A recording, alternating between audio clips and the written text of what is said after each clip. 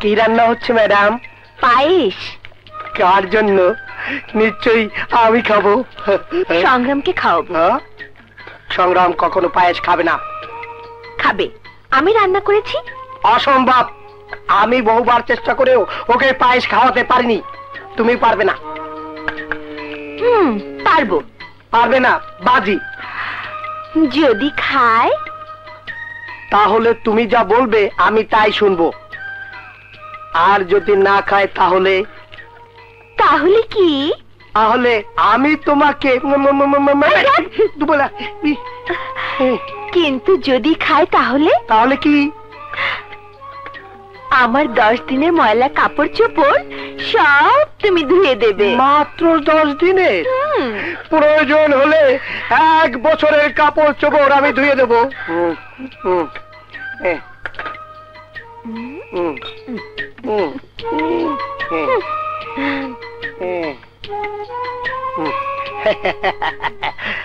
সংগ্রাম জীবনেও পায়েস খাবে না, আর আমিও তোমাকে ছাড়বো না।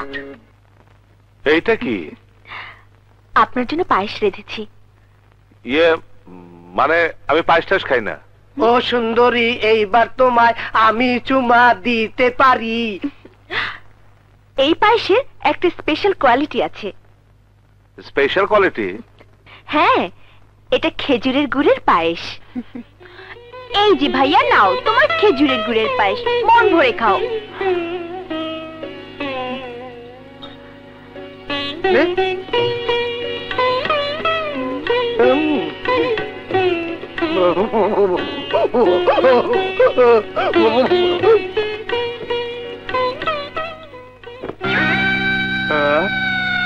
সবগুলাই কি তোমার একার কাপড়, না পুরা মহিলা হোস্টেলের কাপড় তুলে নিয়ে আসছো এখানে? আচ্ছা, কথা কম। 1 বছর সব কাপড় ধোবে। এইটাও কি ধুতে হবে? এটা ধোয়া লাগবে না, এটা সংগ্রাম ধোবে। যাও ধুয়ে নিয়ে এসো, যাও বলছি। ওই সংগ্রাম, সংগ্রাম, সংগ্রাম, এত চেঁচাচ্ছেন কেন? সংগ্রাম বাসায় নেই। বাইক নাই? আমার কথা হই না পলাইছে? সংগ্রাম একজন সাহসী পুরুষ, সে কাউকে ভয় পায় না। ওরে বাবা, তুই এই সংগ্রামের পক্ষেও গলতি করতেছিস? তুই কেটা? আমার বল। রমজান, বেশি বাড়াবাড়ি করবি না। হচ্ছে সংগ্রামের লগে লটর বটর, মাইনে পিয়ার মোহাম্মত। ওই চল।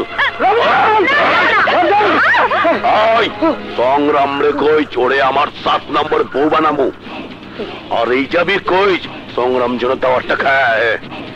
যদি চিল্লাজ জমিনের ভিতরে কইলা ভালামু।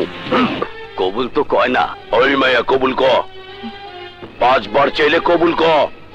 আমি জোর কইরা কিছু করি না, শরীয়ত মতো শাদি কইরা তারপরে যা কিছু করার করি। কবুল ক, কবুল ক, কবুল ক। কবুল কইলাম। ভালো সময় আইছ।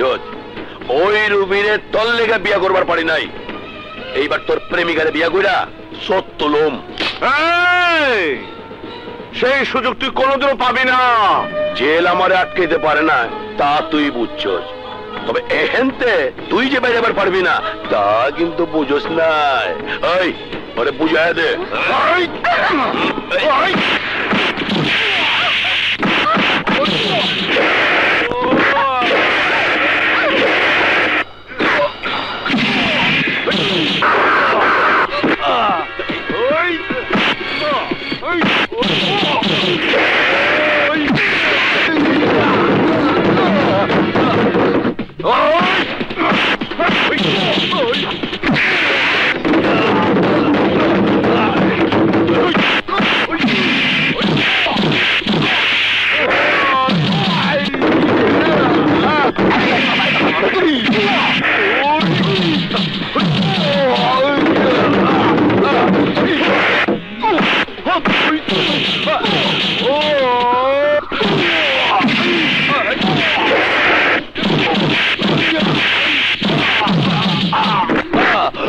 রমজান, আজকের কথা মনে রাখিস, ভবিষ্যতে বিয়ার খায় হলে শেরওয়ানি না, একেবারে কাপড়ে কাপড় পরাই দেব। মুক্তি আও, কামটা বলা বলে না। মুক্তি, তুমি নিশ্চয় এতক্ষণে বুঝতে পারছো আমার কাছে থাকা তোমার জন্য নিরাপদ না। আমি বুঝতে পেরেছি সংগ্রাম, পৃথিবীতে সবচেয়ে নিরাপদ আর সুখের আশ্রয় তোমার কাছে। এই ব্যাপারটা কি? আমার কাছে তো সন্দেহ লাগতেছে, আসলে তোমার উদ্দেশ্যটা কি? উদ্দেশ্য অতি মহৎ। তোমার মতো একজন মানুষকে পেয়ে আমি ধন্য। আমি সারাটা জীবন তোমার এই বুকে আশ্রয় চাচ্ছি সংগ্রাম। এই সংগ্রামের বুকে কেউ আশ্রয় নেওয়া সুখ হইতে পারবো না, আর তাই কাউরে আমার বুকে আমি আশ্রয় দিতে চাই না। কিন্তু তুমি আমাকে আশ্রয় দাও বা না দাও, আমি আমার আশ্রয় খুঁজে পেয়েছি। আমাকে তুমি আশ্রয়হীন করো না সংগ্রাম। না মুক্তি না, এই বুকে শুধু আগুন, জ্বলন্ত আগ্নেয়গিরি বুকের ভিতরে দাও দাও করতেছে, কেউ দেখবার পারতেছে না, কেউ জানতে পারতেছে না, কিন্তু আমি জানি আগুন আমারে কিভাবে পুরাইতেছে, কিভাবে জ্বালাইতেছে। এই বুকে কারো স্থান দিয়া আমি তার পুরাই ছাই করবার চাই না। তোমার বুকে যে আগুন জ্বলছে, সে আগুন যদি আমাকে পোড়ায়, তা যে আমার সৌভাগ্য সংগ্রাম। মুক্তি, আবেগ আর বাস্তবের ব্যবধান অনেক। আমি একটা ধ্বংসস্তূপের উপর দাঁড়িয়ে অপেক্ষা করতেছি, কোনো কিছু সৃষ্টি করতে না, ধ্বংস করতে। সেই ধ্বংসলীলা পইরা আমি যদি নিজে ধ্বংস হয়ে যাই, তবু সুখ পাবো, শান্তি পাবো। আমি পরাজিত হই নাই, আমার মার স্বপ্ন আমি পূরণ করবার পারছি, অন্ধকার দূর কইরা আলোর পথ দেখাইতে পারছি। সংগ্রাম, তোমার বুকে কিসের আগুন? কেন এত যন্ত্রণা? আমাকে বলো প্লিজ, আমাকে বলো সংগ্রাম। আজকে না, আরেকদিন কমো। সংগ্রাম, তোমার সব জ্বালা যন্ত্রণা আমি দূর করে দেব।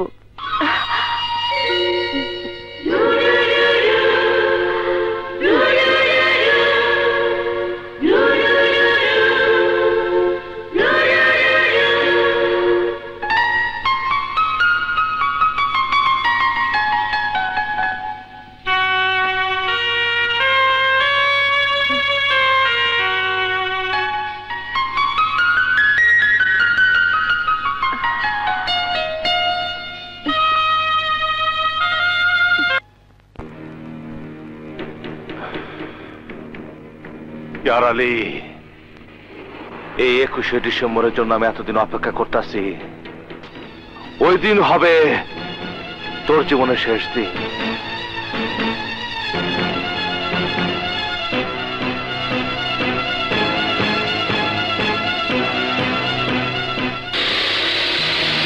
রাখো রাখো ভাই।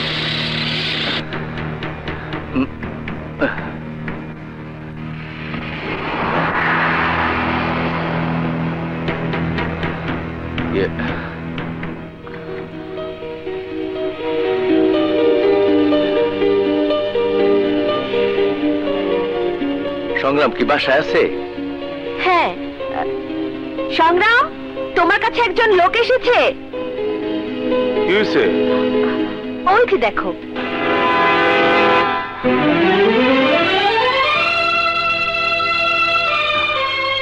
দাদির জান কেমন আছে? অন্ধকারে তার বসবাস, সে আর কতটুকু ভালো থাকবো। আর ডলি, ডলি কেমন আছে? কি ব্যাপার, কথা বলছেন না কেন? চুপ করে আছেন কেন, বলুন। চুপ, একদম চুপ। তোমার কইছি কোনো কিছু জিজ্ঞাসা করবে না। বিপ্লবা, ভিতরে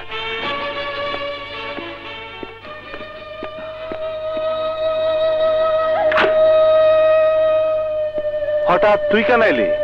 দাদি জান পাঠাইলো তোর খবর নিতে। আমি তো 21শে ডিসেম্বর আগে গ্রামে যাবো না। তা ঠিক আছে, কিন্তু স্কুলের কাম তো শেষ। দাদি জান কইলো স্কুল উদ্বোধন করতে হইব, তাই দাদি আমারে জোর করে পাঠাইছে। বিপ্লব, তুই তো ভালো করে জানোস আমার এক কথা এক জবান। পিয়ার আলী জেল থেকে না বাইরে হওয়া পর্যন্ত আমি গ্রামে ফেরা যাব না। আমি প্রতিদিন ক্যালেন্ডারের দিকে চায় থাকি ওই দিনটার জন্য, কিন্তু দিন ফুরায় না। আমি বহু কষ্টে বুকের ভিতর আগুন চাপাতে রাখতেছি আর অপেক্ষার পর অপেক্ষা করতেছি।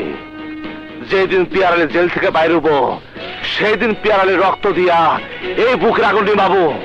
সংগ্রাম, দাদিজান খুব অনুরোধ করছে তোর সাথে নিয়ে যাওয়ার জন্য, আর কইছে তুই না গেলে সে কিছুই খাইবো না। খাইবো না? তাহলে জোর করে পানি খাওয়াবি? হ্যাঁ? মানুষ পানি খেয়েও বাঁচে। ওই বুড়িকে কবি 21শে ডিসেম্বর পর্যন্ত পয়সা থাকবার, পিয়ারালি রক্ত না দেখা আমি দাদির মুখ দেখাবো না। ও জেল থেকে বাইরে হইলেই আবার জানাবে।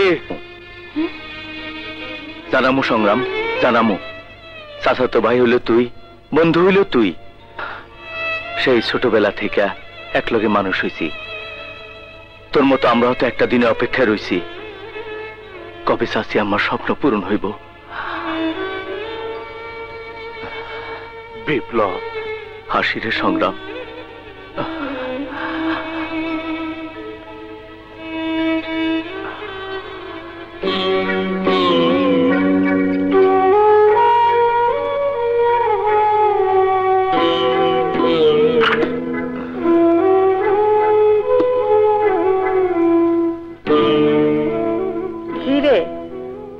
সংগ্রাম আইছে? না দাদিজান, অনেক বুঝাইলাম কিন্তু রাজি হইল না। পেয়ারালি জেল থেকে বাইরে না হওয়া পর্যন্ত সংগ্রাম আইব না। তাহলে যা, দরজা বন্ধ কর। সংগ্রাম রে না দেখা পর্যন্ত আমি সূর্যের আলো দেখুম না। যা, দরজা বন্ধ কর। দাদিজান, সংগ্রাম কসম দিয়ে কইছে তুমি যদি উপাস থাকো তাইলে সংগ্রামের লাশ দেখবা। তুই যা, আমার সামনে থেকে দূর হয়ে যা। যা তুই। ইয়ে,